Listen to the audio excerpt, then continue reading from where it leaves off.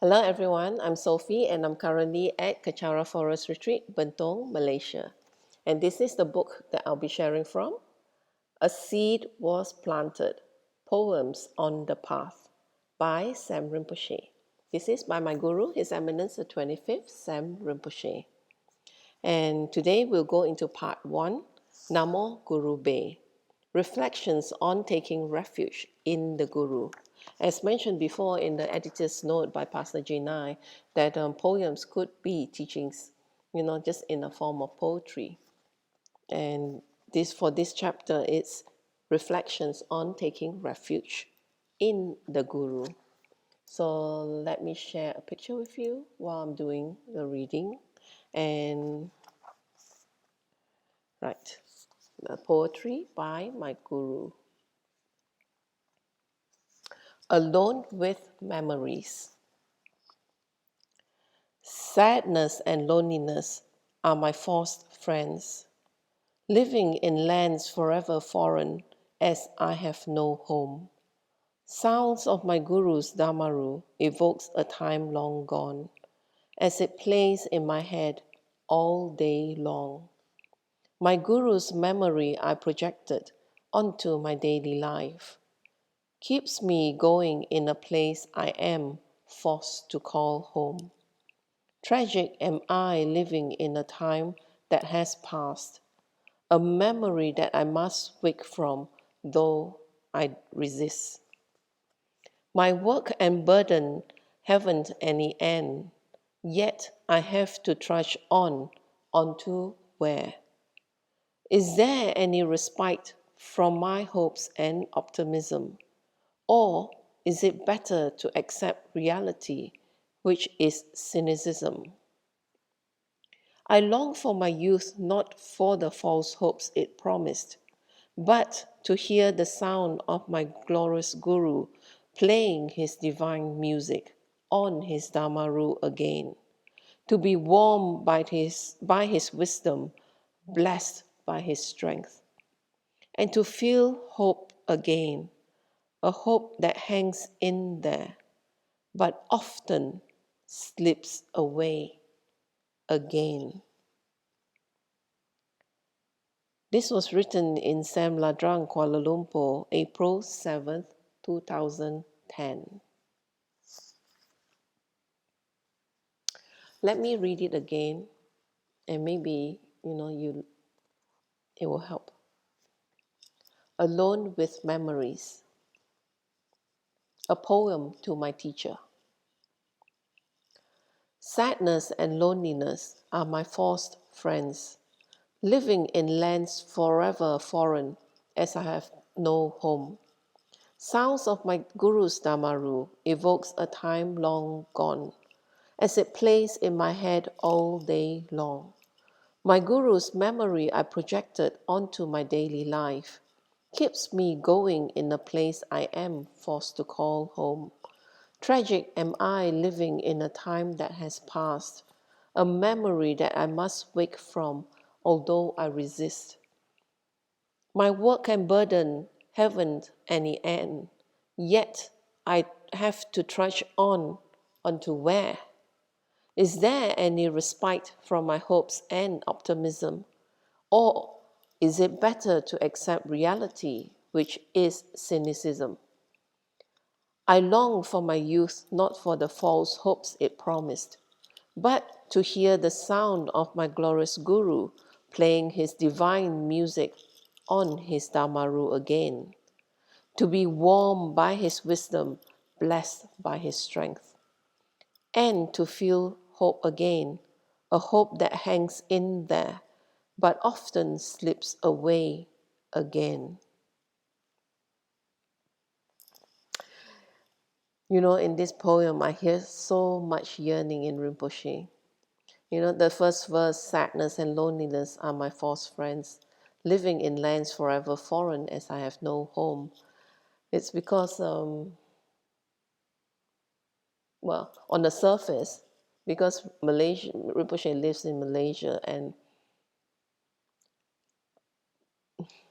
Rinpoche had always wanted to live in the monastery, And, he was forced to come to Malaysia and live here for us, so as such, he often, longed for the company of his gurus and his fellow monks, in the monastery.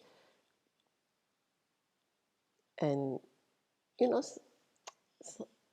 somehow, because when they are like monks and they share the same, like spiritual aspiration, and as such, being in Malaysia, Rinpoche had to spend so much effort and time just to help us, and because we in Malaysia, we do not really know much about Buddhism, or and its path, and also Rinpoche spent so much time in training us, that we are able to overcome our obstacles of the mind, and get out of our comfort zone, and to realize how precious the Dharma is, and how we should aspire towards the spiritual attainments, rather than be comfortable in our lives. And as such, Rinpoche often said that, he feels lonely, and whenever I hear that, my heart just feels so sad for him, because, he could be with his peers in the monastery, but rather he's out of his compassion, he came so far to Malaysia and stayed here for us.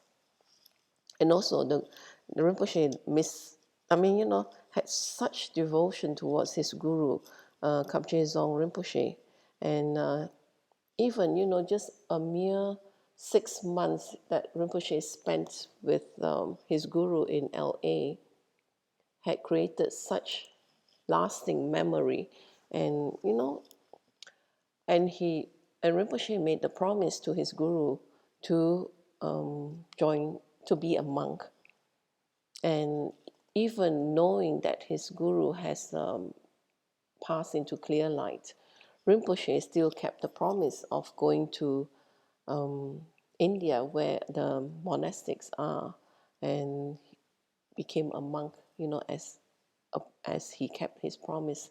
And Rinpoche throughout his life has always shown such devotion towards his guru, and that is really an example for us, that if we do wish to gain spiritual attainments, we too need to practice that, to have full faith in our guru, and to be devoted towards our guru, because his compassion to us is the ultimate, and his teachings, well, our guru is the most precious, because he's here actually teaching us. Whereas, although the Buddha has set the path, but the Buddha is not here, disseminating the teachings to us and to actually train us here, So the guru is always the most precious, and as such, we should devote ourselves to him.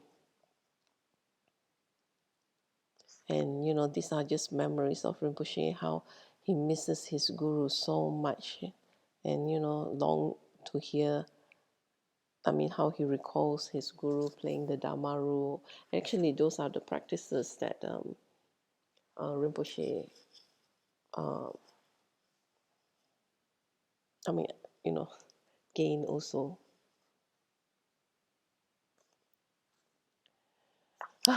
Makes me think of my guru, Rinpoche. Okay, but anyway, we'll stop here, and then I'll actually that yeah, I will share more from the book in my next session. And so I do hope that you think about Rinpoche's poem, because actually what I've said is just very surface. There are deeper meanings towards that's within the poem, and you can contemplate on what this poem evoke from you. So thank you for sharing your time with me. Let us end this with a completion dedication in English. May the precious body mind where it is not born arise and grow. May that born have no decline but increase forevermore. May the precious emptiness where it is not born arise and grow. May that born have no decline but increase forevermore. May this merit accumulated by myself and others beneficially serve all sentient beings and the Buddha Dhamma, and especially may the essential teachings of the unerring Master Tsongkhapa become clear and enduring. In all my rebirths may I not be parted from perfect gurus. Let me enjoy the abundance of the Dhamma, perfecting the qualities, stages, and paths. May I quickly attain the rank of Ajadara Buddha. By this virtue may I quickly realize Guru Buddhahood and transfer each sentient being into that enlightened state. May all conducive conditions arise and all obstacles be pacified in order to increase infinitely the doctrine of the spiritual King Tsongkhapa. By the merits of the 3 times of myself and others, may the doctrine of Lama Tsongkhapa blaze forever. At dawn or dusk, at night or midday, may the 3 jewels grant us their blessing. May they help us to achieve all realizations and sprinkle the paths of our lives with various signs of auspiciousness. May the holy teachers have long lives. May the enlightened activities be fully displayed in the 10 directions. And may the brightness of the teachings of Lama Tsongkhapa continuously dissipate the veil of darkness, covering the beings of the 3 realms. In this land encircled by snow mountains, source of every benefit and joy, may Lord Tenzin Gyatso Chenrezig remain in this life until samsara's end. Home, grant me here and now appropriate attainments without exception. Grant increase of the entourage, teachings, and wealth, O mighty Shukden. Thank you for sharing your time with me. Please do join me as I continue on with this book, A Seed Was Planted.